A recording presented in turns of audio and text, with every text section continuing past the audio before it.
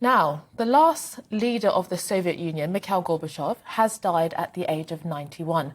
He's widely praised for his role in bringing an end to the Cold War and opening up the Soviet Union to the world, leading to its dissolution in 1991. His death has inspired an outpouring of tributes from world leaders, including Prime Minister Boris Johnson, who says he admired Gorbachev's courage and integrity.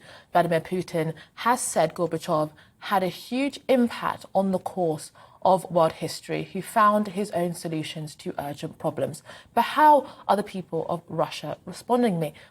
Joining me now is Dr. Anna Matveeva, a senior research fellow at King's College London, who was also born in Soviet Russia. Thank you for joining me. I mean, for those who don't really know, could you just tell us a little bit more about why Gorbachev was such a significant figure to Soviet Russian history and also global history as well?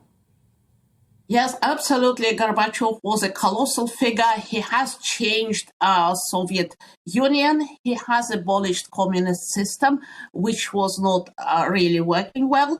But nobody had the courage and the ability to dismantle that huge machine. He tried to build the common European home based on human rights and peace values. That mission, as we know, did not really come to fruition. He also presided, by default, over the dissolution of the Soviet Union, which Gorbachev did not set himself to dissolve, but he set it himself to reform it. And ultimately, events went too fast, and the train of events was so unstoppable that he lost control over them. That's why Gorbachev is a very divisive figure in Russia, in all post-Soviet space. Some people thought that he actually meant well. He did not have appropriate partners in the West for change he wanted to bring. Other people think that no, he was naive, he was defeatist, and he let Russia humiliated and on its knees as a result of the change over which he lost control. My own sense is I agree with the first argument, but there are also a lot of people on the other side of the divide. And just on that point about his complicated legacy, because he internationally, is seen as someone that, was instrumental to essentially liberalizing Russia. But his legacy, as you kind of rightfully mentioned, is more complicated within Russia itself. Could you tell us a little bit more about that? Firstly, what was quite controversial at the time when I still lived there, that Gorbachev started to behave like an ordinary person.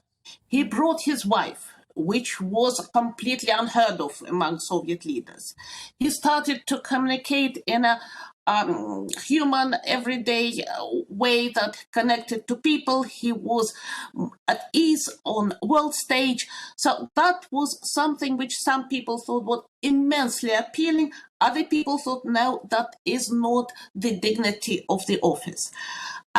Now, rolling back over 30 years, you can say that Gorbachev's miscalculation with the NATO negotiations, when promises were made, but they have never been put in writing as binding commitments, set the train in motion of the events which eventually put Russia and Ukraine on this collision course.